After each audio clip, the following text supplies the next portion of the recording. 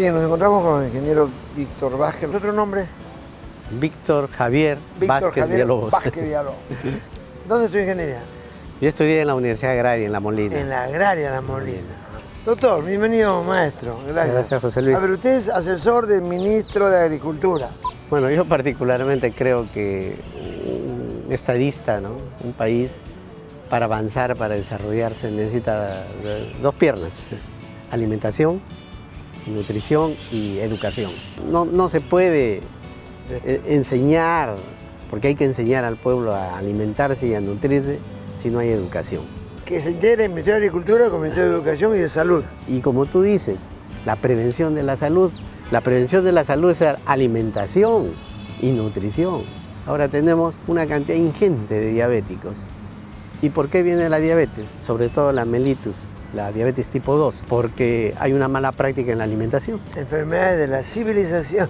Mucho azúcar, mucho carbohidrato. ¿Y cuánto tiene que gastar el Estado en los hospitales y en los procesos de diálisis? Eso. Lo mismo sucede con el cáncer. El cáncer es prevención. El cáncer se genera por dos elementos, ¿no? Un aporte genético y un aporte nutricional. Ahora, dentro de la pirámide nutracéutica se considera los ejercicios, se considera el agua, el sueño, ¿no? Dentro de la pirámide nutracéutica. Antes va cambiando, ¿no? Sí, antes tenemos una pirámide donde la base, ¿no? Eran las proteínas, ¿no? Esa pirámide ha cambiado. Pero hay un aspecto muy interesante que tuve la oportunidad de leer, ¿no? La apoptosis, por ejemplo. La apoptosis es la muerte celular controlada, programada. Entonces, ¿qué pasa cuando hay demasiada apoptosis y cuando hay poca apoptosis? Cuando hay poca apoptosis, entonces las células comienzan a producirse de manera desmedida y sobreviene el cáncer. Pero ¿qué pasa cuando hay demasiada apoptosis? Hay demasiada muerte. Entonces tuve la oportunidad de leer un artículo mediante el cual, si esa apoptosis en demasía se produce a nivel de las células cerebrales, vienen las enfermedades neurodegenerativas, que son el Alzheimer, el Parkinson. Están galopantes en el mundo, es una pandemia. Y en este momento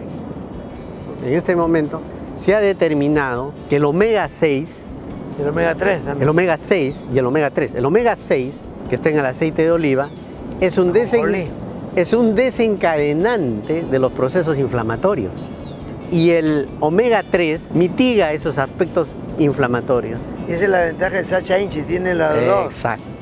El omega. Entonces, es recomendable entonces consumir aceites como el omega 6, pero tienen que ir acompañados del omega 3.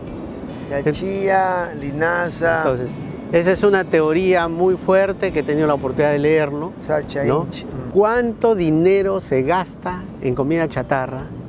¿Y por qué no se puede tener aceites de buena calidad? El sueño forma parte de la alimentación del ser humano. Es parte vital. Vital. Los niños tienen que dormir más de 20 horas. Hace poco en la Universidad de Harvard, un artículo que quien duerme menos de 5 horas va a tener problemas, ¿no? Estudios serios, ¿no? Y entonces el sueño, nosotros podemos vivir 3 días, 4 días sin comer, pero no podemos vivir 4 o 5 días sin dormir. 7 días se apaga el cerebro, ¿no? Los mayores problemas de accidentes de tránsito en las carreteras, los choferes se duermen. Quieren reemplazar la energía bioeléctrica del sueño con la biocalórica, ¿no?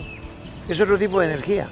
El Estado, desde la escuela, tiene que enseñar cómo alimentarse, cómo utilizar nuestros recursos, ¿no? ¿Para qué? Para mejorar la salud de la población, y con eso estaría ahorrando millones de inversiones en programas de diabetes, de cáncer, etc. De infartos. Infarto, indudablemente.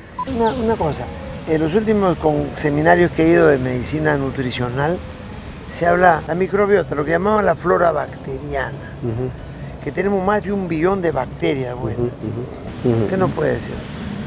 Bueno, yo tengo el conocimiento de los prebióticos y los probióticos. Nosotros en el tracto digestivo tenemos una ingente cantidad de microorganismos, pero hay microorganismos buenos y hay malos también, No hay que olvidar, por ejemplo, que nosotros convivimos con el Helicobacter pylori. Cuando hay una exagerada cantidad produce inflamaciones y patologías, ¿no? Claro, está relacionado con el cáncer. Cuando nosotros consumimos, por ejemplo, prebióticos, fibra, encurtidos, ¿no? Inclusive tenemos al yacón, por ejemplo. Uno de los mejores referentes es el yacón.